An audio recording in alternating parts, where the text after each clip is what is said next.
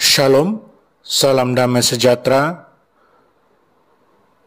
Bapak, Ibu, Saudara dan Saudariku yang terkasih dalam Tuhan Yesus, senang berjumpa kembali dengan Anda dalam permenungan harian Sabda Tuhan, Embun Sabda, hari Jumat 11 Juni 2021, di Hari Raya Hati Yesus yang Maha Kudus. Semoga Anda semua dalam keadaan yang sehat walafiat, tak kurang suatu apapun, dan selalu dalam lindungan kasih Tuhan.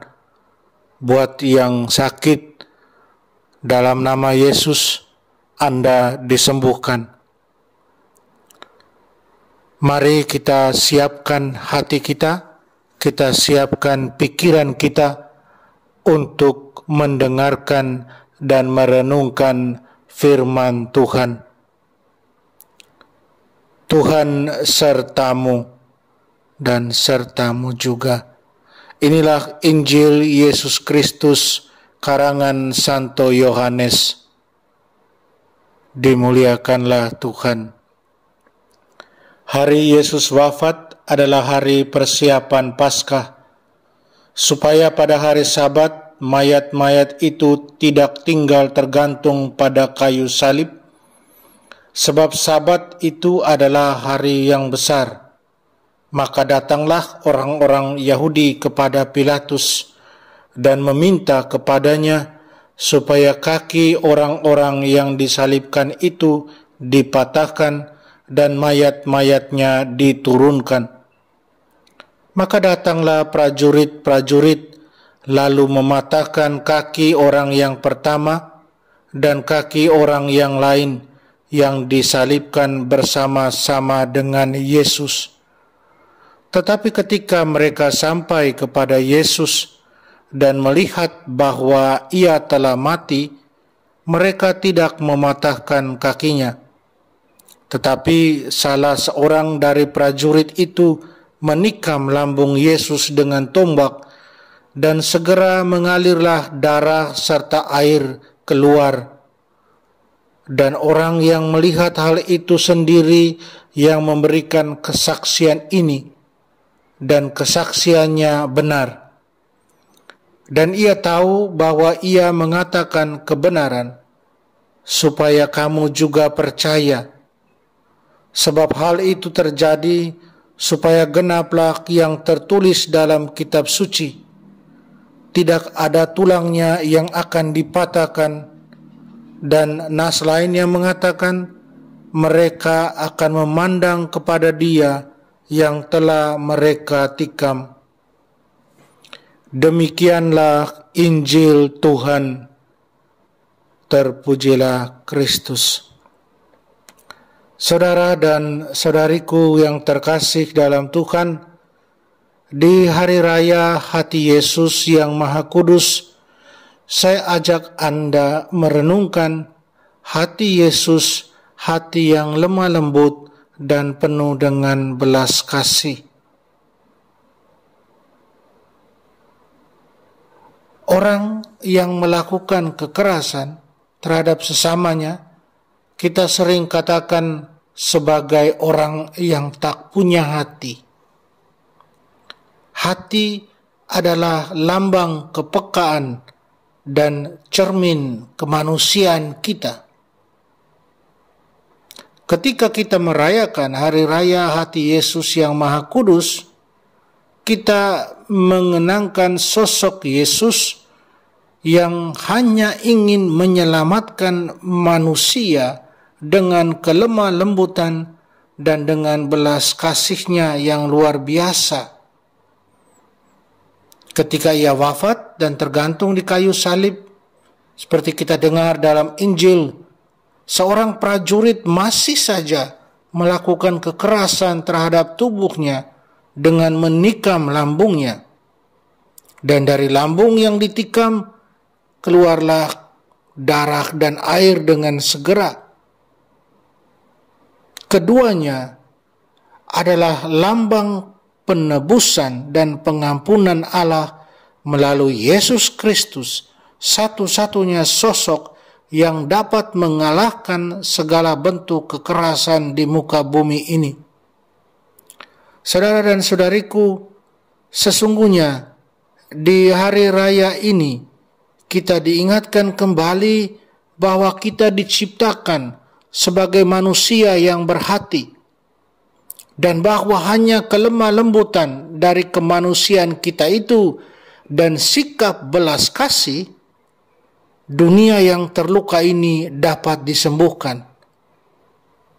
Ya, dunia sedang terluka dengan begitu macam ragam kejahatan, kedosaan. Saudara dan saudariku, dalam bacaan pertama dari kitab Nabi Hosea, Allah dilukiskan sebagai Allah yang ingin menyembuhkan Israel, yang disebutnya sebagai anak. Dia ingin menyembuhkan dengan tali kesetiaan dan dengan ikatan kasih. Allah datang bukan untuk membinasakan, melainkan untuk menyelamatkan karena belas kasih-Nya.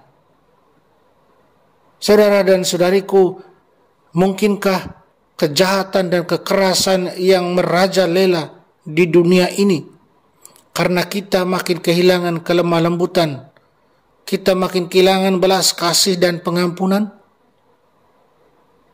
Hati Yesus adalah gambaran di dalam kemanusiaan, sesuatu yang juga kita miliki sebagai manusia.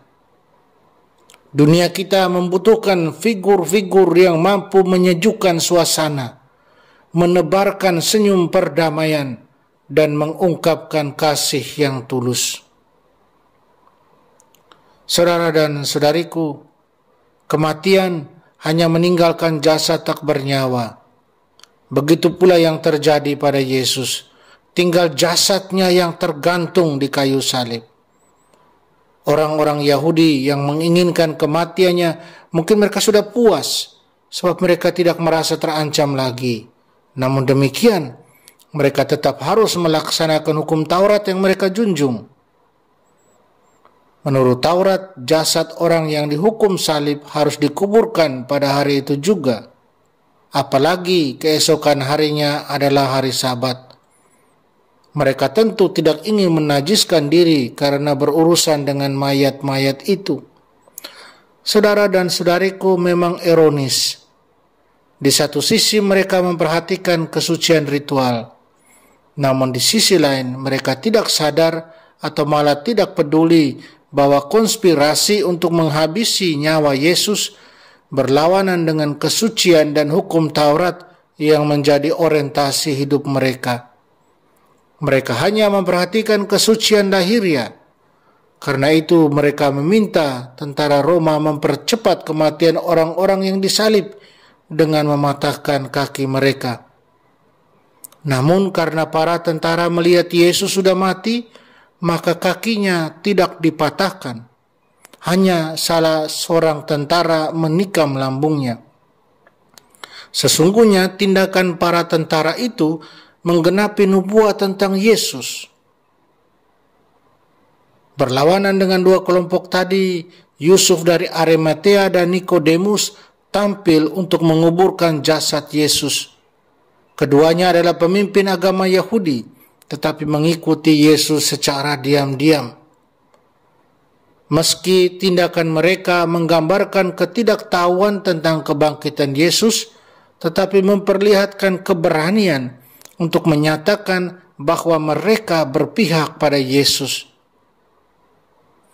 Ini berbeda dengan sikap para murid yang saat itu tidak kelihatan batang hidungnya.